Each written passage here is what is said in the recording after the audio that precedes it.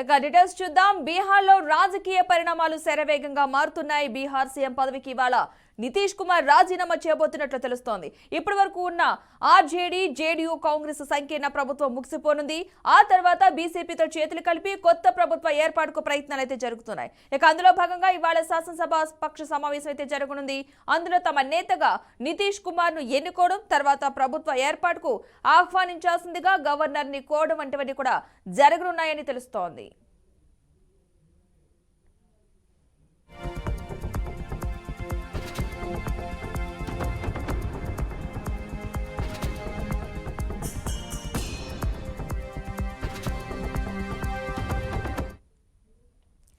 ఇక నేడు సీఎం పదవికి నితీష్ రాజీనామా చేసే ఛాన్స్ కనిపిస్తోంది. ఇవాళ జేడీయూ ఎమ్మెల్యేతో నితీష్ సమావేశం కానున్నారు. మరోవైపు బీహార్ కాంగ్రెస్ ఎమ్మెల్యేలతో సీఎల్పీ నేత షకీల్ భేటీ అయ్యారు. అలాగే పాట్నాలో బీజేపీ ఎంపీలు, ఎమ్మెల్యేలు కూడా భేటీ అవుతున్నారు.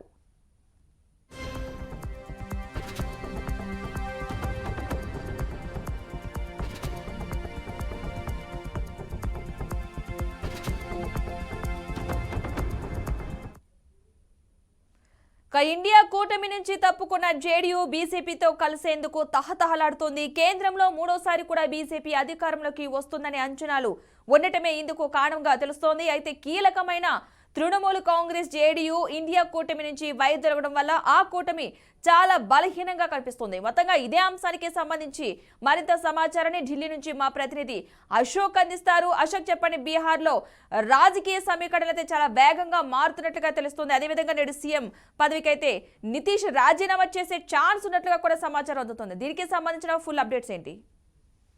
మాధవి, బీహార్ లో రాజకీయాలు అయితే చాలా వేగంగా మారుతున్నాయి. గత 3 రోజులుగా చూసుకుంటే రాజకీయ పరిణామాలు రోజు రోజుకి భిన్నంగా ఉంటున్నాయి. సో దీనికి కారణము అయితే సీఎం పదవిలో ఉన్న నితీష్ కుమార్ మొన్న చేసిన కామెంట్ తర్వాత అనేక రాజకీయ పరిణామాలు మారాయి. ముఖ్యంగా ఈ రోజు చూసుకుంటే అప్డేట్స్, సో ఈ రోజు నితీష్ కుమార్ బీహార్ ముఖ్యమంత్రిగా రాజీనామా చేసే అవకాశాలు ఎక్కువగా కనిపిస్తున్నాయి. ఆయన పార్టీకి చెందిన జేడీయూ ఎమ్మెల్యేలను ఆయన పాట్నాకి పిలిపించారు. పాట్నాలో ఇప్పుడు అంతా వాళ్ళకి సంబంధించిన 74 ఎమ్మెల్యేలు అక్కడనే ఉన్నారు. సో 44 ఎమ్మెల్యేలు అక్కడనే ఉన్నారు. సో రాజీనామా అనంతరం బీజేపీకి మద్దతుతో కొత్త ప్రభుత్వాన్ని ఏర్పాటు చేసే యోచనలో ఉన్నట్టు తెలుస్తోంది. ఇప్పటికే బీహార్ లో ఆర్జేడీ, జేడీయూ, కాంగ్రెస్ పార్టీతో సంకీర్ణ ప్రభుత్వం ఉంది. సో దానికి ఈ రోజుతో తెరపడనుంది. సో నిన్న ఢిల్లీలో కీలక సమావేశం జరిగింది. అందులో కేంద్ర హోంమంత్రి అమిత్ షాతో బీజేపీ జాతీయ అధ్యక్షుడు జేపీ నడ్డాతో పాటు బీహార్ బీజేపీ రాష్ట్ర అధ్యక్షుడు, అదేవిధంగా అక్కడ ఉన్న సీనియర్ నాయకులు కూడా కొంతమంది నిన్న అమిత్ షాతో భేటీ అయ్యారు. సో ఈ రోజు మళ్ళా బీహార్ చెందిన కాంగ్రెస్ ఎమ్మెల్యేతో కూడా అక్కడ సీఎల్పీ నేత షకీల్ అహ్మద్ అమీన్ ఖాన్ కూడా సమావేశమయ్యారు. సో మరోవైపు ఆర్జేడీ నేత తేజస్వి యాదవ్ ఆ పార్టీకి సంబంధించిన ఎమ్మెల్యేలు కూడా కలుస్తున్నారు. సో నేడు పాట్నాలో బీజేపీ ఎంపీలు కూడా ఎమ్మెల్యే సమావేశం నిర్వహించారు. సో కొత్త ప్రభుత్వము ఈ 2-3 రోజుల్లో ఏర్పాటు చేసే దిశగా కొనసాగుతుంది. ఎందుకంటే 2020లో ప్రభుత్వం ఏర్పాటైనప్పుడు అప్పుడు ఎన్డీఏలో జేడీయూ నేత నితీష్ కుమార్ భాగస్వామ్యం ఉన్నారు. బీజేపీ అప్పుడు జేడీయూ కలిసి ప్రభుత్వం ఏర్పాటించింది. దాని తర్వాత ఆయన అనేక పరిణామాల మధ్య మళ్ళా మహాకూటమైన కాంగ్రెస్, ఆర్జేడీ మధ్యలో సెంట్రల్ జేడీ ప్రభుత్వాన్ని ఏర్పాటు చేశారు.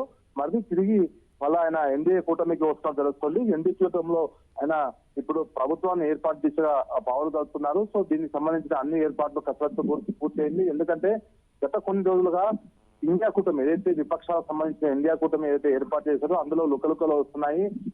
ప్రాంతీయ పార్టీలు పెద్ద ముఖ్యంగా తృణమూల్ కాంగ్రెస్ పార్టీ కానీ, Aam Aadmi party, JDU, so వీళ్ళంతా ఒక్కొక్కరు బయటికి వస్తున్నారు. ఎందుకంటే అక్కడ ఉన్న రాజకీయ సమీకరణాలు, ఆ రాష్ట్రంలో ఉన్న అనేక పరిణామాల మధ్య వీళ్ళంతా ఇండియా కూటమి నుంచి బయటికి వచ్చే ప్రయత్నం చేస్తున్నారు. సో కాబట్టి ఈ తరుణంలో జేడీయూ కూడా బయటికి వచ్చి ఎన్డీఏలో కలిసి 2024 ఇప్పటికే 2 నెలల్లో ఎలక్షన్స్ ఉన్నాయి. సార్వత్రిక ఎన్నికల్లో, పార్లమెంట్ ఎన్నికల్లో కూడా బీజేపీ పార్టీ అఖండ విజయం సాధించే అవకాశాలు ఉన్న నేపథ్యంలోనే ఆయన ఎన్డీఏ కూటమిలో చేరే అవకాశాలు ఎక్కువగా కనిపిస్తున్నాయి. సో ఈ రోజు సాయంత్రం వరకు దీనిపైన ఒక క్లారిటీ వచ్చే అవకాశం ఉంది. ఆయన ఎప్పుడు ఎన్డీఏలో చేరి ప్రభుత్వాన్ని ఏర్పాటు మాత్రం మాకు ఒక అవగాహన వచ్చే అవకాశం ఉంది. Madhu, right, thank you Ashok.